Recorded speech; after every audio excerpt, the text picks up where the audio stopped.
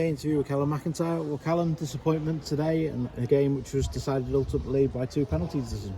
Yeah, it is decided from the spot. I've said it a lot in the away fixtures. We've come out on the wrong side of fine margins today. If we're going to put the type of performance that we're putting in the first half and make games 45-minute games, then they become a lot more of a lottery than they are over the 90. So yeah, we've missed a penalty at one end, and however many minutes later they score a penalty. Have we scored another goal? Possibly. I don't see a foul. I didn't see loads of appeals. I saw no appeals from their bench. I saw a referee that didn't want to talk to me despite standing there at 2 o'clock and wanting to engage. I've seen several of our players booked. It's interesting, one of the top refereeing bods for the Football Association was at one of our recent home games, came to seek me out directly to come and thank me for my manner on the touchline, for the way in which I engage with referees. He'd had really good feedback from the referees' coaches, the way I engage with them, despite the fact that we've been involved in 3 pretty poor moments over the course of these games. That, if that's a goal at the other end, if we've scored and gone 1-0 up away from home and that's not been given, then it's ridiculous. It's ridiculous. And some of the things I've seen today, and look, I've come and spoke to you after a lot of games, and I've come and spoke and always been really open and really honest, not to talk about officials. It's getting ridiculous because Premier League managers are saying the same thing about different things 7 days ago or so. It's getting really poor, and I've asked the referee at full time, what have I done to you? Because I don't recognise the referee. I don't feel like it's one we've had consistently, and I just feel like if that decision, do you know what I'll do? If I'm wrong and I watch it back, is I'll be on the phone, I'll ring the referee's coach and I'll apologise. But that is a massive moment in the game, and we're absolutely dumbfounded. In the same way how we can be trying to take a quick goal kick to start a counter attack, it can be delayed by an opposition player jumping in front, and we have a really lengthy conversation, nothing's done. And every time, what have we had, 5 yellow cards there over the course of? Wow, I don't think that backs up with the conversation that certainly happened with me 10 days ago. And once again, I'll do it properly and I'll seek some clarification. I'll have the conversations, I'll have referee, and it's really frustrating at the moment.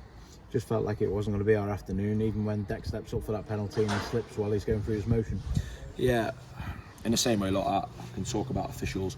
I was disappointed in the first half. I thought we were really good without the ball. I thought our structure, our shape was what it needed to be against a good football inside that tried to occupy our backline, and that was really challenging. You had 4 1v1s going on.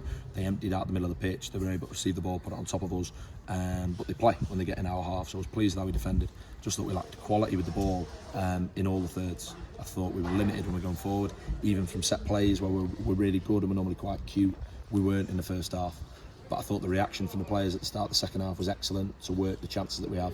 And then equally, when the entire game hinges on a decision that I genuinely can't see, the penalty decision. That is, I don't see it's a penalty. I can't see, so I haven't got an opinion on it at present. But in the same moment, we go from the disappointment of nearly scoring at the other end to a penalty kick for Boston, a red card, the penalty goes in, and the whole game's changed in a 60-second period. I think the players come out with some credit for me for character and personality and a bit of resilience. But we can't waste 45 minutes. And in my opinion, away from home, maybe it's a complacency, but it now looks like a nervousness and a bit of a lack of confidence in those away games where we dominated so much last season. And I've got to address that because that reflects on me. Because my job is to put that team out in the best possible shape, best possible way it can be. It's obvious what we need. Real challenges. Charlie Caton limps off. That's where we're at in a lot of positions. We were out on our feet at the end, but I saw a Chester team with 10 men trying to have a right good go. But that same team put us in that position with a very difficult to understand first half performance, given how desperate we were for the points today. As you say there, Charlie Caton came off with an injury. Any early news on that? Doesn't look good. Doesn't look good. It's tough for us with bodies. The biggest mistake I made in the summer is I'm desperate for positivity. I talked about it at Tadcaster. The club that is my club, that's not a criticism of anyone.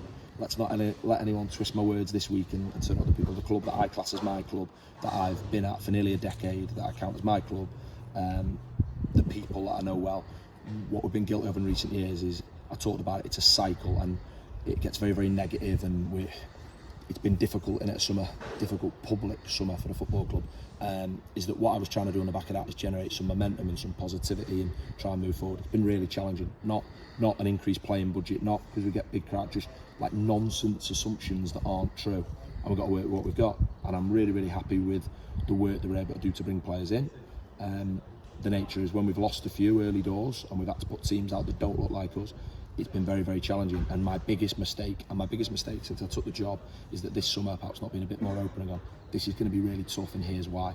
But moments of adversity will define what you are, as a player, but as a manager as well. And I'm going to be responsible, and we're going to work very, very hard, because it was never going to be plain sailing. We had plain sailing away from home last year. That we did. There's to have that unbeaten run and what we did, and we've created an expectation that we've got to go and meet.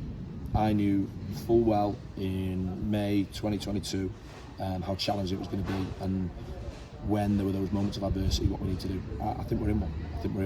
I think we've got an FA Cup game to look forward to next week, then another home fixture in the league, and then we need to find a way to improve on the road. We did it last year. We did it, and we looked really hard at that, and we made a real focus. I think the task for the staff and the players to engage in that as well is to really work out why. So I'm disappointed for a brilliant away following. I'm disappointed with the start over 10 games. You get judged over 10, 12 games. I don't think we're far away from where we were points-wise last time out in terms of last season. But what I'm disappointed with is I can come and talk to you about fine margins fairly consistently, but we have to look at why we're always on the wrong side of them. That's my job. I back the players to come out on the right side of those margins, but I think we need to start doing that sooner rather than later. Thanks for joining us, Cal. Thank you.